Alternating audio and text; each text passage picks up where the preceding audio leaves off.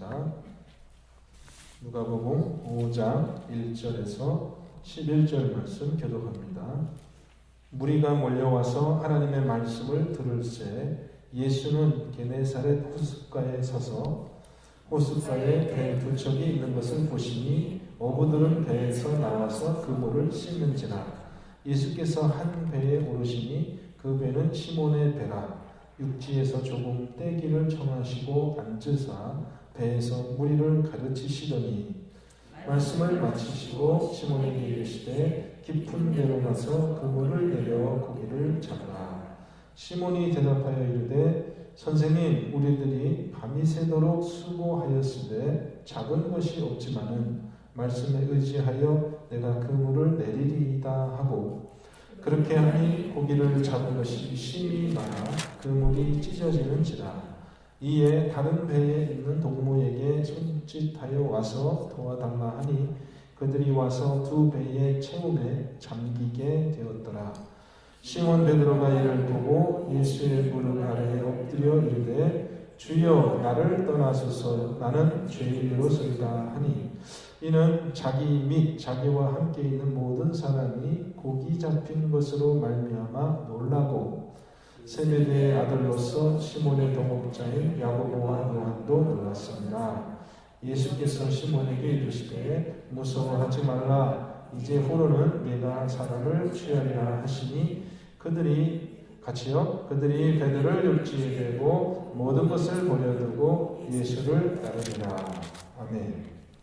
말씀의 제목, 주여 나를 떠나소서라는 말씀의 제목으로 말씀 전하겠습니다. 오늘 본문은 예수께서 베드로를 제자로 부르신 사건을 기록하고 있습니다. 게네사렛 호숫가라고 장소가 나오는데 갈릴리 호수의 또 다른 이름입니다. 같은 바다예요. 특별히 이 가버나움이라고 하는 그 동네 근처에 있는 이 바다를 게네사렛 호수라고 불렀습니다. 예수님께서 이 호숫가에서 말씀을 가르치시다가 아마도 너무 많은 무리들이 몰려오니까 배를 타고 배에서 말씀을 전하면 좋겠다, 이런 생각을 하신 것 같아요. 마가복음에 보니까요, 오늘 이 상황을 이렇게 기록하고 있습니다. 마가복음 3장 9절에서 10절인데요.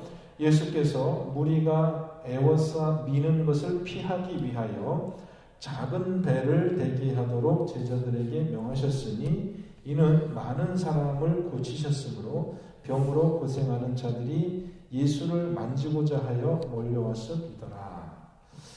이런 상황이, 너무 많은 사람들이 몰려와서 예수님께서 말씀을 전하기 어려운 그런 상황이 돼서 배를 타고 조금 육지에서 거리를 두고 뛰어서 그래서 이제 말씀을 가르칠 그런 생각을 했습니다. 그런데 마침 호숫가에 배가 두 척이 있었습니다.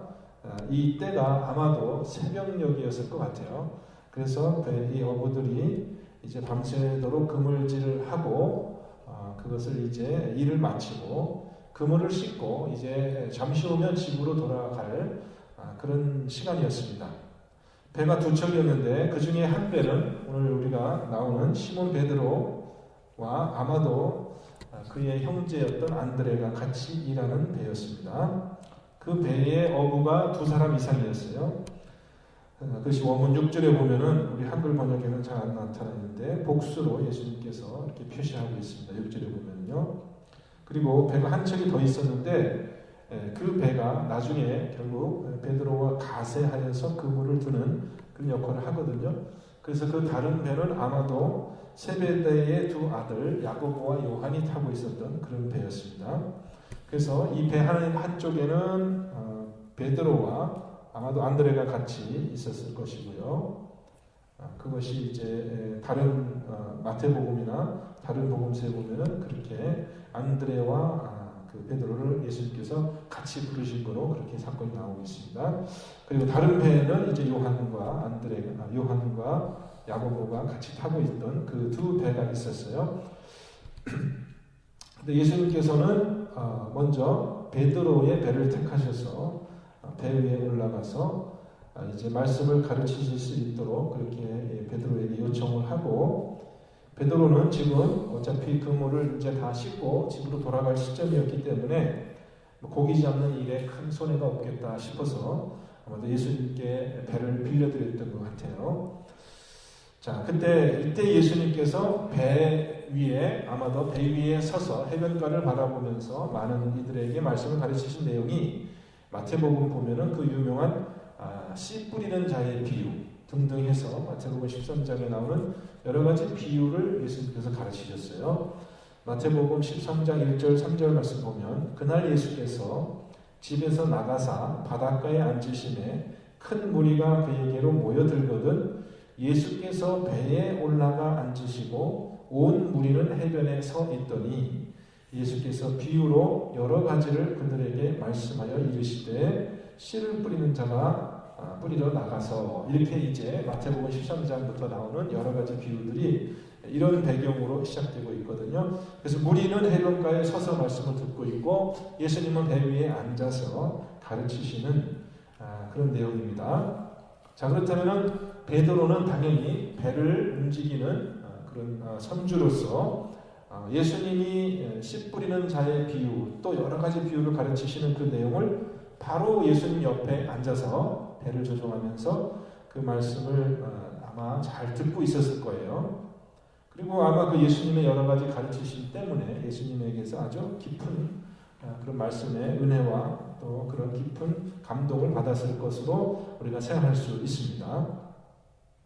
누가복음에는 예수님이 지금 배에서 무슨 말씀을 가르치셨는지 그런 것에 대해서는 전혀 얘기를 하지 않고 있어요. 저는 이것을 이제 예수님이 마태복음에서 나오는 10장부터 나오는 그 말씀을 이렇게 선상수훈이다, 이렇게 제가 별명을 붙여서 부르는데요.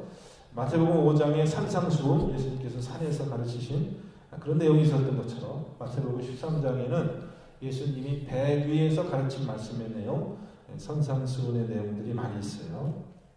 근데 누가복음은 이 선상수훈의 내용을 전혀 얘기하지 않고 가르치지 않고 단지 그 가르침이 있은 이후에 있었던 한 사건을 이야기하고 있는데 그것이 이제 오늘 본문 말씀입니다. 말씀을 마치신 예수께서 아직 배에 타고 있었겠죠. 아직 배에 타고 있었고 그 자기 옆에 있는 시몬에게 이렇게 말씀하시는 거죠. 깊은 데로 가서 그물을 내려 고기를 잡으라. 우리가 복음 성가로도 이렇게 많이 부르는 그런 대목이 돼서 여러분 잘 아시죠. 이때 시몬이, 베드로의 이름이 시몬이었죠. 이렇게 대답을 합니다. 선생님, 우리들이 밤이 새도록 수고하였으되 잡은 것이 없지만은 말씀에 의지하여 내가 그물을 내리리이다. 자, 이 사건은 예수님과 베드로의 첫 만남이었고 나중에 예수님께서 부활하셔서 그때는 디베레아 바닷가라고 그렇게 이름이 좀 바뀌어서 나오지만은 이 게네사렛 호숫가 맞은편에 있는 그런 바닷가에서 고기 잡는 베드로에게 나타나셔가지고 또 비슷한 그런 기적을 한 번 더 행하시죠. 그래서 베드로의 인생의 만남이 바로 이 그물을 내려서 고기 잡는 그 사건으로 시작했고, 또 베드로가 마지막으로 예수님을 만난 사건도 바로 그 바닷가에서 그물질을 하고 그 고기를 이제 예수님이 떡과 그 불을 이용해서 떡과 고기를 이렇게 구워서 그 베드로에게 먹이시는, 그래서 내 양을 먹이라고 말하시는 그런 장면으로 끝나는 거니까요. 이 베드로의 인생에서 어떻게 보면은 이 이적은 참 굉장히 의미가 있는 그런 결정적인 그런 사건이었다고 할 수 있습니다.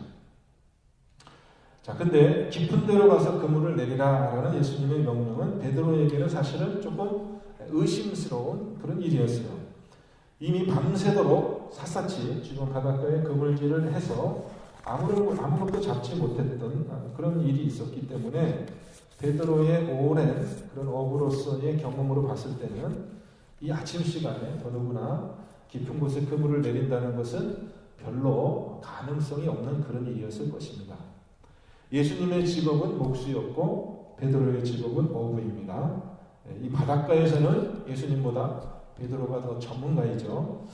그래서 베드로는 예수님의 명령을 따르기는 했지만 그것은 내가 정말 고기를 잡을 것이다 라는 어떤 기대감이 있었기 때문이 아니라 단지 예수님의 가르침을 들은 그 예수님의 말씀의 빚을 갚고자 하는 어쩌면 그런 친절하고 상대방을 배려하는 그러한 행동이었을 거예요. 고개를 잡겠다라는 그런 뜻보담도 예수님의 청을 거절할 수가 없어 한두 번 그물을 내리는 척하고 그 다음에 이제 예수님의 체면을 살려주고 그 다음에 이제 그물을 접고 집에 갈 생각을 했을 것입니다. 그것이 베드로의 속마음이었을 거예요. 그런데 뜻밖의 결과가 나타난 거예요. 한 번 그물을 내렸는데 고기가 얼마나 많이 잡혔는지 그물이 찢어질 정도가 되었다. 오늘 보면 그렇게 얘기하고 있거든요.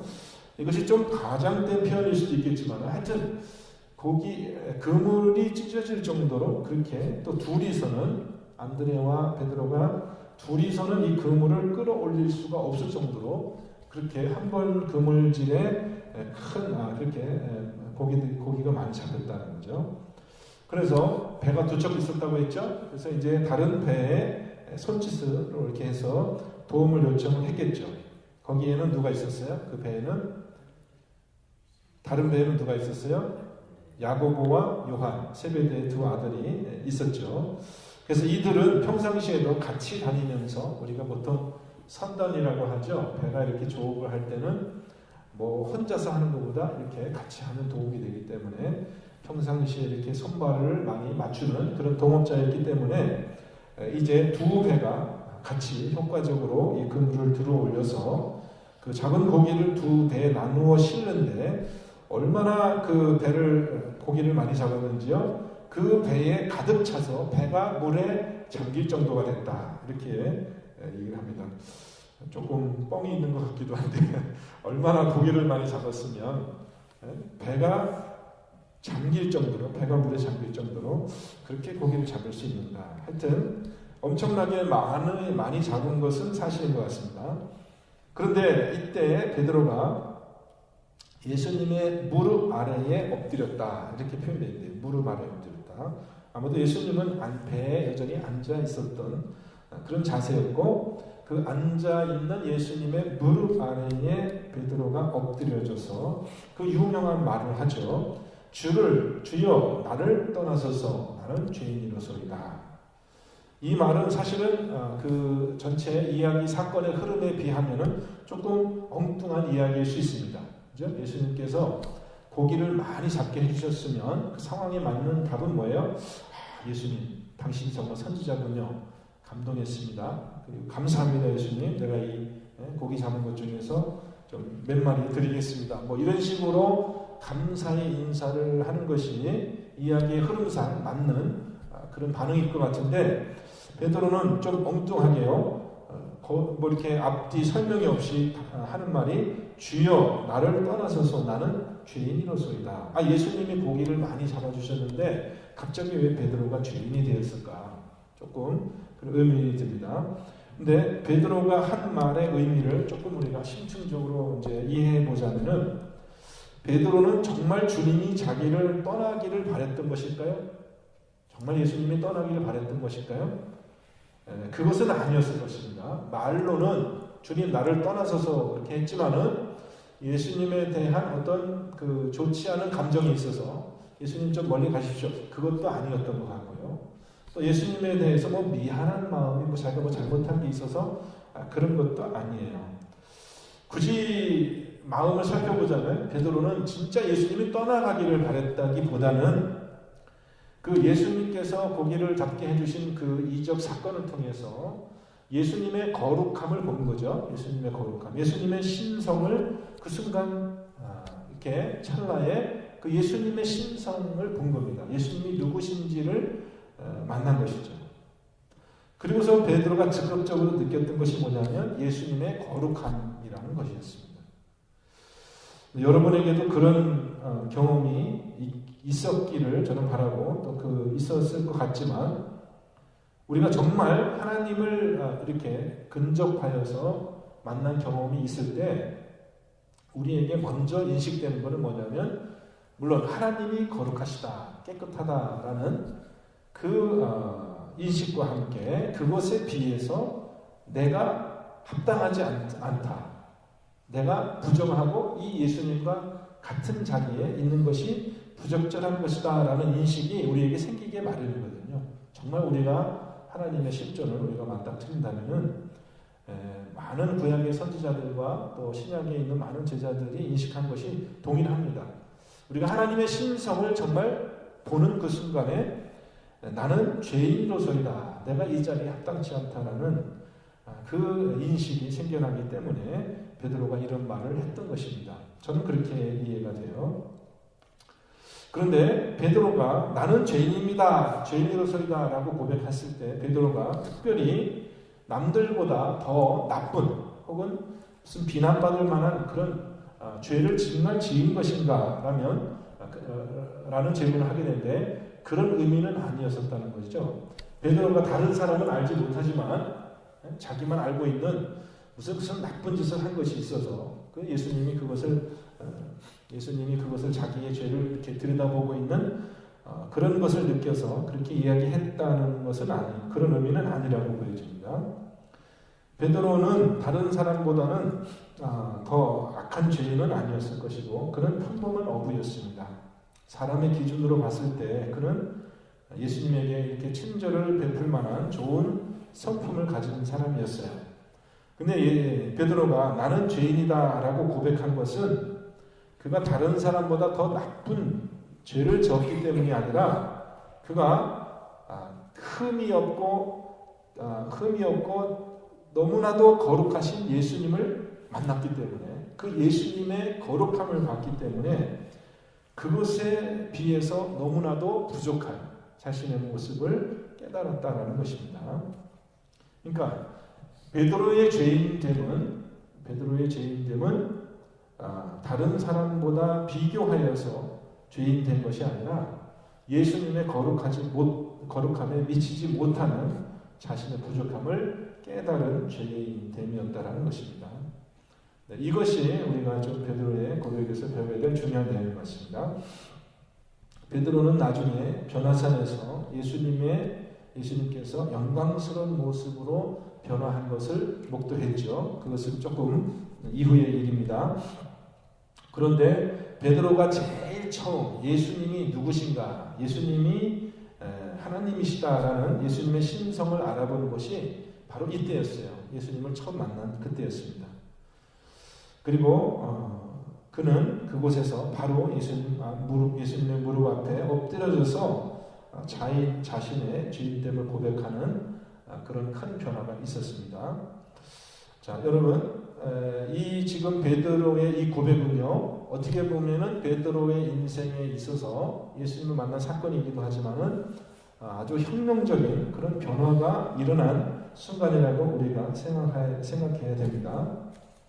사람들이 죄를 인식하지 못하는 이유가 무엇입니까? 왜 자신의 죄인됨을 인식하지 못할까요?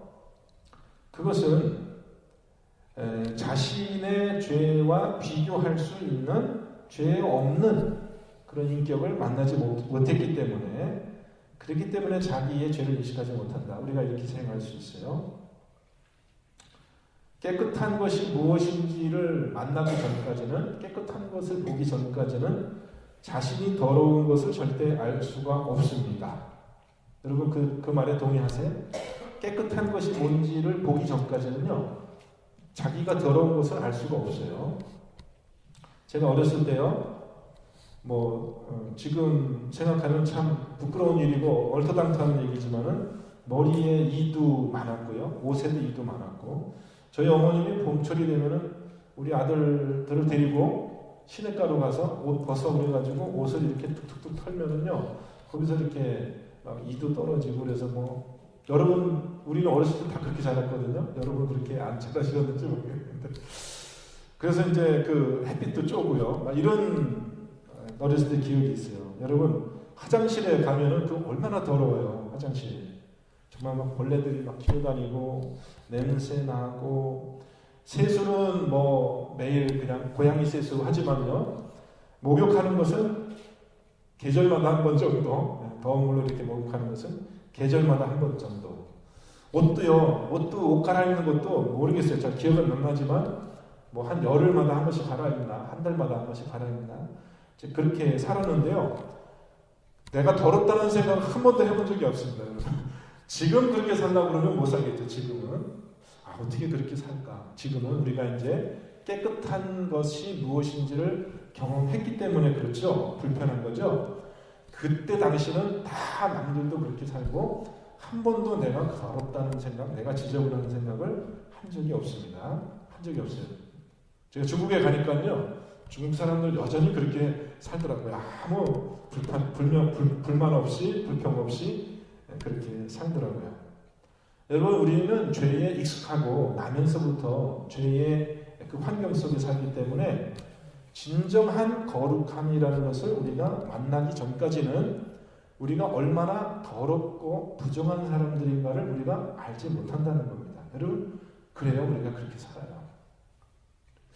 뭐 요새 한국에서 목사고 또 신학 교수였던 분이 무슨 참 큰 그런 참 범죄 행위를 해가지고 자식을 죽여서 그 시체를 뭐 냉장고에 유기하고 하여튼 말할 수 없는 그런 사건이 있어서 참 그 우리 마음을 좀 어지럽히는 그런 사건들이 있습니다. 그런데 그것을 보면서 사람들은 지탄을 하죠. 손가락질하면서 어떻게 목사가 저럴 수가 있나, 정말 이런 일이 어떻게 있을 수 있나 그렇게 생각하잖아요. 그런데 우리 안에 사실 잠재되어 있는 죄성이 그렇게 무섭다는 것을 우리가 잘 인식하지 못합니다. 이 세상에는 드러난 죄와 드러나지 않은 죄가 있어요. 잠재되어 있는 죄와 그것이 실행되어서 열매가 맺어진 그런 죄가 있지만 사실 그 죄의 근본을 따지고 보면 저와 여러분 누구나 할 것 없이 우리는 그 죄에 아주 철저하게 물들어 있다는 것입니다. 근데 우리는 그 현실을 사실 잘 인식을 못해요. 잘 인식을 못해요. 그래서 저 사람은 왜 이렇게 나쁜 짓을 했을까라는 생각은 하지만 내 안에 숨겨져 있는 그 죄악이 얼마나 위험하고 끔찍한 것인지, 내가 하나님 앞에서 얼마나 부정하고 합당치 않은지를 우리는 잘 인식하지 못한다는 것입니다. 그것이 우리가 하나님을 만나서 깨져야 되는 그런 상황이에요. 그것이 변화되지 않으면요, 우리 인격이 근본적으로 변화되지 않습니다. 자, 베드로가 예수님께 나를 떠나십시오라고 말한 시점은 아직 베드로가 배에 타고 있었을 때예요. 아직 호숫가에 내린 것이 아닙니다. 본문을 자세히 보면은 아직 배 안에서 그런 일이 일어나고 있어요. 예수님은 배에 앉아 있었고 베드로는 예수님의 무릎 아래 엎드려서 주여 나를 떠나소서 이렇게 고백했고, 그때 옆에 안드레도 있었을 것이고 또 다른 배를 타고 있었지만 세베대의 아들들도 가까이서 그 모든 광경을 목격했을 것입니다. 그리고 그 많은 고기들에 둘러싸여서 그들은 정말 예수님의 거룩함을 목도했을 것입니다. 자, 이때 예수님께서 베드로에게 두 마디 말씀을 하시는데 두 말씀 다 놀라운 말씀이에요. 첫 번째는 뭐라고 말씀하시냐면은 무서워하지 말라 이렇게 말씀하세요. 무서워하지 말라, 두려워하지 말라. 이것이 바로 죄인을 위로하시며 죄인의 친구가 되어주시는 예수님의 그 무한하신 그런 자비하신 그런 말씀이에요. 근데 이 이야기를 들으면서 무서워하지 말라 이 이야기를 들으면서 더 무섭습니다. 더 무서워요. 그런 말을 들으면 어떻게 감히 인간 내가 하나님의 거룩함 앞에 서서 무서워하지 않을 수 있다는 말입니까? 어떻게 편안한 마음으로 죄인된 내가 거룩하신 하나님 앞에 서 있을 수 있다는 말입니까? 이거는 참 역설적인데 이러한 두려움이 저와 여러분에게 사실 느껴져야 되거든요. 그래서 우리가 가끔 사람들의 간증을 들을 때 주님을 인격적으로 만났다 이런 표현을 합니다. 주님을 인격적으로 만났다. 그게 무슨 뜻이냐면은 베드로처럼 살아계신 하나님을 내 삶의 현장에서 만나는 그런 경험을 했다. 그런 뜻이겠죠. 여러분도 그렇게 인격적으로 주님을 만나신 경험이 있으십니까? 인격적으로 여러분의 삶의 현장에서 살아계신 하나님을 그저 남들에게 전해 들은 그런 얘기가 아니라 내가 정말 예수님을, 거룩하신 하나님을 나의 삶의 현장에서 만난 경험이 있는가라는 말입니다. 이것이 있다면은, 그런 경험이 있다면은 우리는 생각과 우리의 그 삶에 아주 혁명적인 그런 변화가 생길 수밖에 없어요.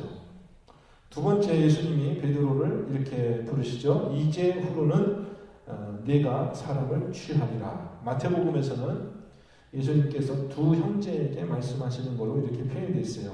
내가 너희를 사람을 낳는 어부가 되게 하리라. 내가 너희를 사람을 낳는 어부가 되게 하리라. 참 얼마나 멋진 말인지 모릅니다. 어부의 직업을 가지고 있었던 베드로와 안드로에게 이제 너희들이 고기를 낚는 사람이 아니라 사람을 낚는 그런 어부가 되게 하리라.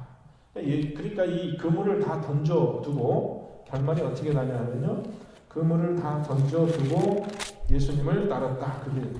그들이 배들을 육지에 대고 모든 것을 버려두고 예수를 따르니라. 그러니까 이들의 삶 속에 아주 급격한 혁명적인 변화가 나타났다는 것입니다. 여러분, 우리가 이런 경험을 억지로 만들 수는 없는데, 그죠? 예수님을 만나지 않고도, 하나님을 만난 경험이 없고도 이런 경험을 우리가 내가 그렇게 된 것처럼 그렇게 우리가 흉내낼 수는 없어요. 그렇지만 우리가 정말 주님을 분명하게 만난 사람들이라면 우리의 생각과 우리의 삶의 태도에 이런 급격하고 혁명적인 그런 변화가 나타날 수밖에 없는 거예요. 그렇죠? 우리가 주님을 만났는데, 거룩하시고 전능하신 하나님을 만났는데 우리의 사고와 말과 행동에 전혀 변화가 없다. 내가 예수님을 믿는다라고 고백을 했는데 나의 삶에 아무런 변화가 없다. 옛날과 똑같다. 그러면 이상한 일입니다. 그건 참 이상한 일이에요. 주님을 만났다라는 그 말 속에는 우리의 인격과 우리의 모든 삶의 변화가 이미 태동되었고, 그 변화는 지속되어지는 그런 결과로 우리 삶에 반드시 나타나야 되는 것입니다. 그것이 오늘 베드로가 고백한 이 고백에 참 큰 의미가 됩니다. 주님, 나를 떠나소서, 나는 죄인입니다 라는 이 고백으로부터 우리는 우리의 생각과 우리의 모든 영적인 눈이 열려지고 세상이 변화되어지는 그런 변화가 시작되는 것입니다. 여러분에게도 꼭 이런 변화가 있기를 바라고요. 아직 여러분 중에 주님을 만나지 못한 분이 있다면 이 시간 정말 그것을 주님 앞에 간절히 그렇게 고백하고 또 주님 만나기를 간청하시면 주님께서 여러분들을 꼭 만나 주실 줄 믿습니다. 꼭 만나 주실 거예요. 꼭 그렇게 간청하시면 됩니다. 그래서 우리가 정말 죄인됨을 고백하고 예수님의 제자로 거듭나는 귀한 변화가 여러분에게 꼭 나타나시기를 주님의 이름으로 간절히 축원드립니다. 기도하겠습니다.